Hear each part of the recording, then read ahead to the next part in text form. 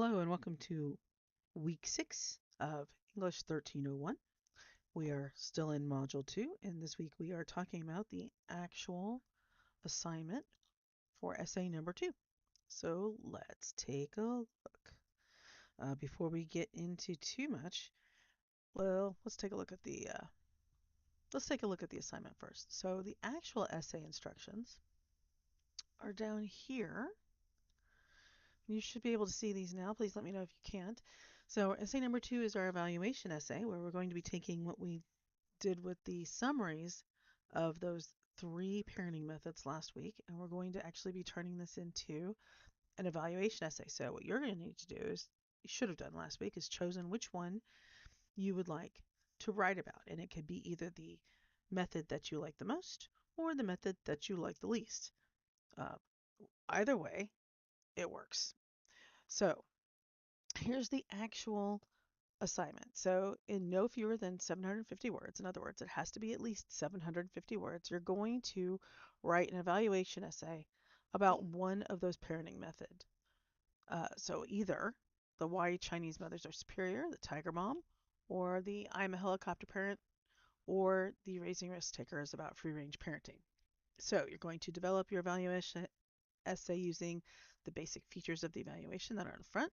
You'll have your introduction, which includes your thesis statement, which your thesis statement is, we're going to talk a bit more about that in a minute, but it's saying whether or not you agree with or recommend the, or not recommend the parenting method, basically your evaluation of it, and 3 reasons from the article why you like or dislike it.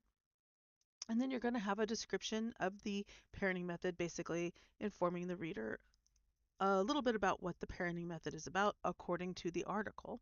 Then you're going to have the body of your essay be the 3 reasons why you like or dislike it. Talk about the pros and cons, remember the strengths and weaknesses. And if you like it, then hopefully the strengths outweigh the weaknesses. And if you don't like it, then definitely the weaknesses will outweigh the strengths.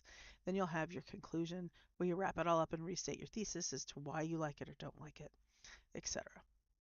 So that's uh, the basic features of an evaluation. You want your audience to fully understand what you're evaluating, and you make sure that you have developed criteria for what makes a good parenting method. And remember, all of us have been parented in one way or another, so there's no reason why you can't decide what you think would be good for children, even if you haven't had them yet. All right, so you're not going to be talking about more than one of the parenting methods. It's very important. This is not a compare and contrast paper. This is simply an evaluation of one of the methods. So be sure that you're only talking about one. And in that vein, all of the evidence that you talk about for this evaluation has to come from the article about the parenting method that you're evaluating, no outside references. So that means, well, you're talking about it. Let's say you don't like Tiger Mom and you want to say how awful it is. Um, you have to only use the references from the article. You can't go to outside sources and bring in outside sources that say why this is bad for children or anything else, because part of this assignment is a close reading of the article and being able to get information from that article. Okay, so no outside sources. You're only going to have one thing on your works cited, and it's going to be whichever article you choose. And I'll show you where the works cited is on those.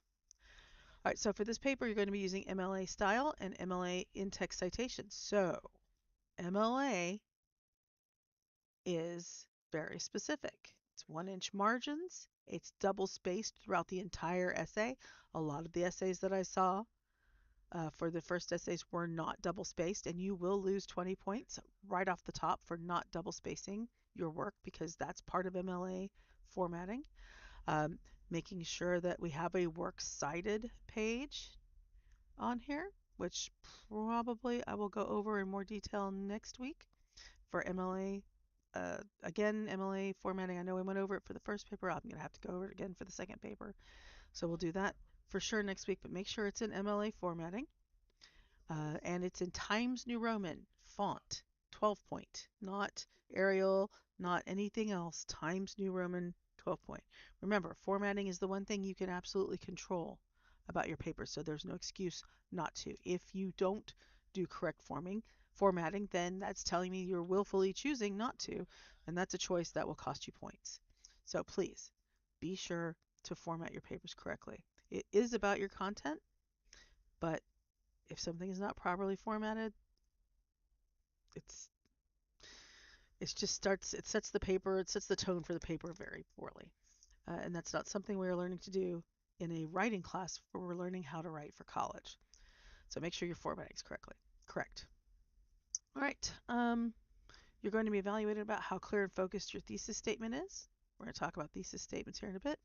How well the essay conforms to the basic features of an evaluation. How well the quotes from the reading are integrated into your essay, which you should be using quotes from the article to back up your claims about why you dislike or like something. How well your evaluation is supported with reasonable assertions and evidence from the parenting method article. How well you use clear, coherent, complete, and correct sentences.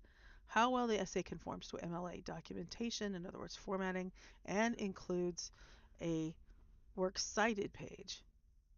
And then you also should have a word count at the end of the conclusion before your works cited.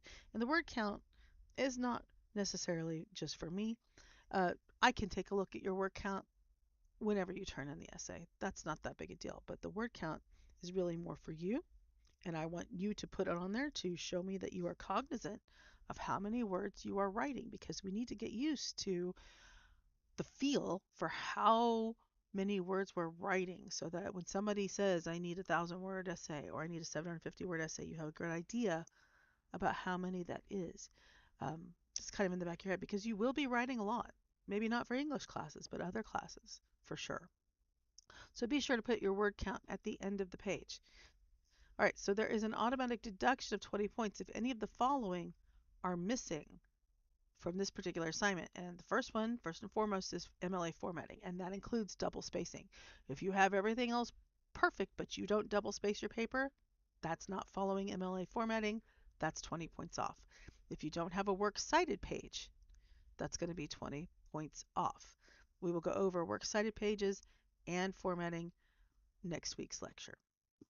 So this is when this is going to be due, right here. And there you go. So these instructions are up. You should be able to see them. The submission link is right underneath them. So just like last the essay number 1, you have the instructions and you have a separate submission link. All right, so let's take a look at what's due this week. This week, we have the evaluation essay working thesis, where you're going to be writing a working thesis to turn in. And then we also have the using AI responsibly to help plan your essay. So let's talk about writing a thesis first. All right. Now, while I may not have anything down here about writing a thesis within the module, we do have a lot of information up in the writing resources. So be sure to go here and take a look. There's a couple different things. Let's talk about thesis first, then we're going to talk about the word graveyard as well. So, general writing help. This is where you're going to find how to write or develop a working thesis. So here, I have a pretty good article about what a working thesis is and what it isn't. And I'm not going to read this to you word for word, but what you need to know is that a working thesis is just that. It's working. It's a thesis in development. It means you need to write a working thesis so you have an idea of where to start your paper, and it's especially important if you're doing any kind of research, because that helps kick off your thesis statement. Is basically telling you what you need to research. But the working thesis is just that. You can change it.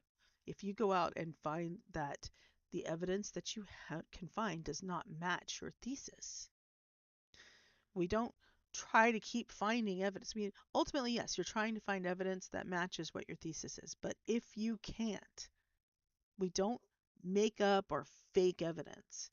We change our thesis. Because if you can't find evidence that supports your thesis, it's entirely possible that there is no evidence that supports your thesis. And if there is no evidence that supports your thesis, then perhaps the flaw is with your thesis. So it's perfectly okay to change your thesis to match the evidence that you have found. In fact, that's what makes sense because evidence should be based in facts.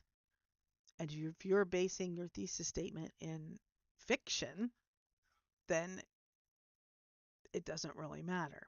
So a working thesis is just that. It's a malleable statement that will allow you to change it should you need to, should you find that the evidence does not back up what you thought.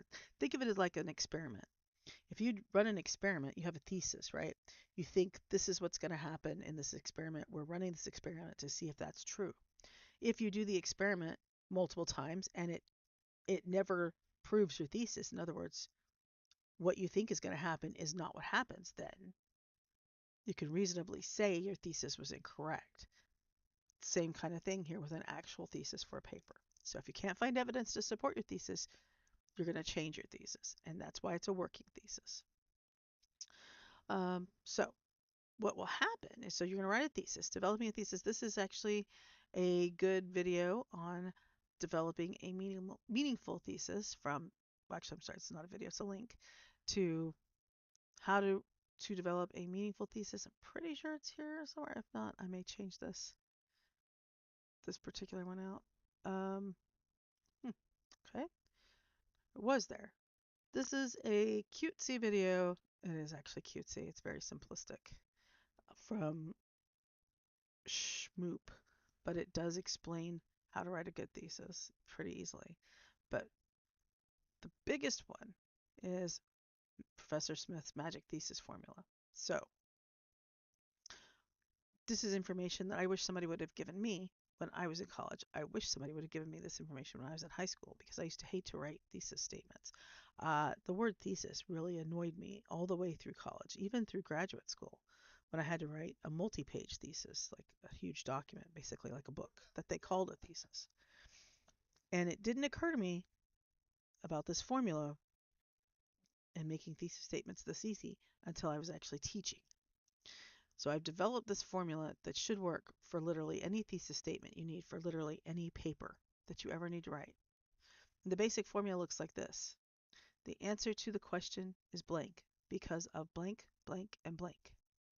So once you realize that a thesis statement is always an answer and never a question, you're halfway through the battle of how to write a thesis statement. The question that you're answering is always the writing prompt. In this case, for this particular paper, it is, what is your evaluation of a particular parenting method? So the answer to the question or your thesis statement would start off something like, my evaluation of Tiger Mom parenting is that it's great and a good way to parent your children because of blank, blank, and blank. And then you would give 3 reasons why you would think it was a good way to parent your children. The same goes for if you think it's a bad way to parent your children. It would be, my evaluation of Tiger Mom parenting is that it's not a great way to parent your children because of blank, blank, and blank. And remember, all of that evidence comes from the article about the parenting method. But this formula will work for literally anything. Now, you may need to switch up the words the answer to the question is. You probably don't want to put that in a thesis statement, but you can use any phrase that basically means the same thing, give your basic answer, and then give your reasons why. And it's always 3 pieces of evidence because that's hard to argue. You can argue against 1 or 2 pieces of evidence pretty easily, but 3 pieces of evidence, generally speaking, is a little bit harder to argue. So there you go. That's the magic thesis formula. So as long as your thesis looks something like this, you are good to go and you know you'll have a good thesis. So using those tools, what you're going to be doing for this week is you're going to be writing a working thesis. So you're going to write a working thesis for your evaluation essay based on your choice of parenting method article that you've chosen to write your evaluation about. So, like I said, good or bad, whichever one you choose, that's what you're going to be writing about. I want you to develop a working thesis for it and turn that in, and then I will take a look at that and get feedback to you as soon as possible. So what that means is you'll have 100 for the grade simply because you did it, or 0 if you didn't do it. If you have 100, don't assume everything's hunky dory.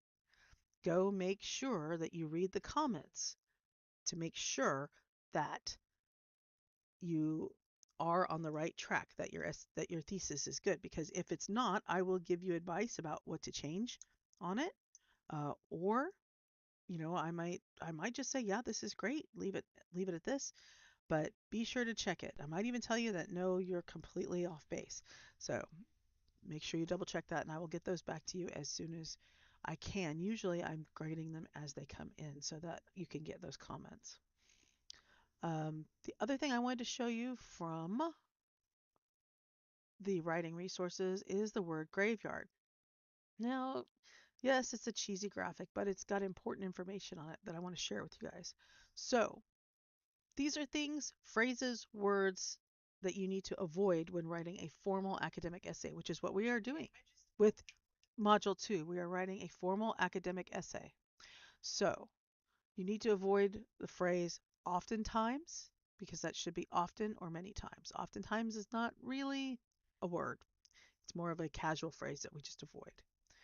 You want to avoid the word towards because there is no S. There is no plural in towards. It is just toward. No S. I know that's a really ingrained one, but I will mark it wrong if it is towards. So no S in toward. Nowadays is not a word, and I don't care if the dictionaries have it in it. It is absolutely too casual and uh, too casual for a formal academic essay. So please do not use that nowadays. You should say something like today or current time or a specific time frame. Uh, it should be today we don't do this, or since 1978 we haven't done this, that kind of thing. You need to actually name a time frame. Don't use the word nowadays. It's too casual and kind of lazy, actually. Kinda wanna, again, not words. This should be kind of or want to. This is too casual for a formal academic essay. We'll go to must have, could have, would have. These are all just incorrect grammar. It should be must have, could have, would have. This is kind of shorthand. We use it when we are just speaking casually to friends in conversation. The word majority. You can't just say majority of Americans go to Walmart. You have to say it, or it should be a majority or the majority. There has to be that qualifier in front of the word majority. It does not stand alone. Another phrase that should be avoided if possible is back then or back in the day. While these are not incorrect, they are what we consider casual and colloquialisms, and you really should have a specific time frame if you're going to talk about time in a formal academic essay. A lot right here should be a with a space, lot, if you're going to be using that phrase. So make sure that it's not one word. Slang words, things like woke, shook, uh, cap, no cap. That sort of that sort of language needs to stay out of a formal academic essay. It is simply too casual. So, think about it. If you wouldn't talk to a very important teacher with that kind of language, then you don't want to put it in a paper either. And finally, and this is a big one, contractions should be spelled out and separated. In other words, the words things like don't should be do not. Won't should be would not. Couldn't should be could not. I'm should be I am. That sort of thing. Don't use contractions in a formal academic essay unless it's part of a direct quote from your source. And we will talk about citations again next week. But there you go. There's one more thing about contractions. If you need another excuse or a better excuse to not use contractions other than I told you it's not really It's not acceptable in a formal academic essay. Consider this. The word don't counts as one word in a paper, but the words do not counts as two. So if you're worried about your word count, a good way to fix that is to fix your contractions. All right, so that's the word graveyard. Again, this is all in writing resources. It's visible there for you at any time. So be sure to take a good look at that if you need to review it. All right, so the first assignment for this week is the working thesis. This will count towards attendance for the week. So if there's some reason why you can't get it in on time, be sure to let me know. The second assignment for this week is using AI responsibly to help you plan your essay. Now, there were several people who used AI on the first essay, and that is absolutely, first of all, unnecessary because it is a personal narrative, and that should have come all from you. A lot of people wrote the right content, but then they used something like Grammarly to fix their mistakes. And again, that is not acceptable because this is an English class. And if you use something to fix your mistakes instead of just trying to fix your mistakes yourself, first of all, how am I going to know what you need help with? If you need help with those mistakes or fixing those mistakes or recognizing those mistakes, I will see that when you're making those mistakes and I can recommend things to you or give you more specialized help. But I can't do that if your something is fixing them for you. Second of all, that's not how this works. It's just not how it works. So be sure that you're using AI responsibly. If you use anything other than the grammar and punctuation check in Word or Google Docs, that is probably going to flag as AI. So start putting in the effort to recognize those mistakes yourself rather than taking the easy way out on using something like Grammarly. Um, I think Grammarly for a class like a history class, if you're writing a history paper or a science paper, anything but English, is probably okay as long as you are learning from those mistakes. But unfortunately, the way Grammarly is structured, it's just too easy to sit there and click through it. So don't use it. But we can use AI still to help plan our papers and also to do research, which is what we do in 1302. So this particular assignment is having you use an AI of your choice. And if you're a person who doesn't like to use AI at all and feels like you never would, that's fine too. But you're still going to need to do this assignment and use AI to help you with it because that's what the whole assignment's about. And I apologize, my cat keeps hitting the keyboard.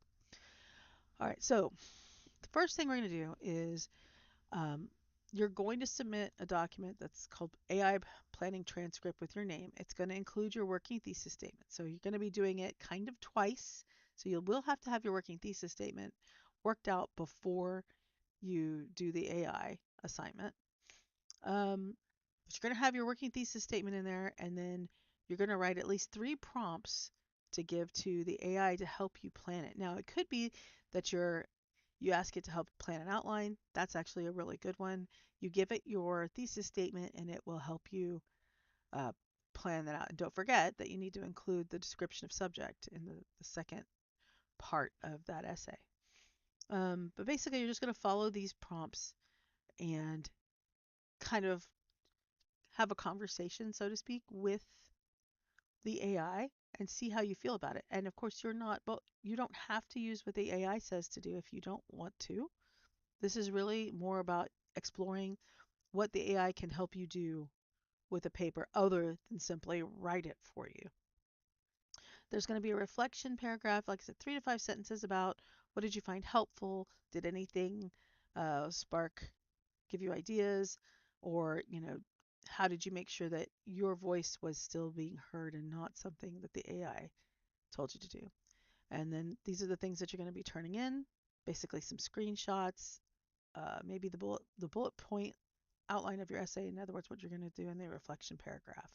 And remember, this is again helping you work out your thesis It's not written in stone. If you decide you don't want to do what the AI says, that's okay.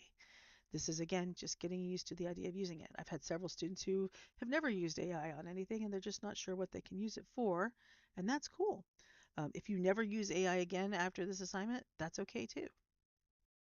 But we are going to be doing this one for next week. So there you go. So you've got the thesis statement and using AI assignment. Thank you, Kat. And we'll be going over formatting and works cited pages next week. I did want to point one thing out. We do have the recommended readings. If you haven't read Star Wars The Phantom Movie, now's a good time to see this. It's a great example of an evaluation essay. So be sure to maybe read through that. It's there for you. On all of the articles, whichever one you choose when you get to the works cited, and I'll probably mention this again next week. I want to make sure I mention it here. All of the articles have the works cited up at the top. So all you have to do is copy paste this into your works cited and make sure it's formatted correctly. We'll talk about the format next week. So there's Chinese moms. Here is helicopter parents. There's the citation. And then finally, there's raising risk takers, the free range parenting. Here it is right here. So there you go. As always, if you have any questions, be sure to email me. Otherwise, have a good week.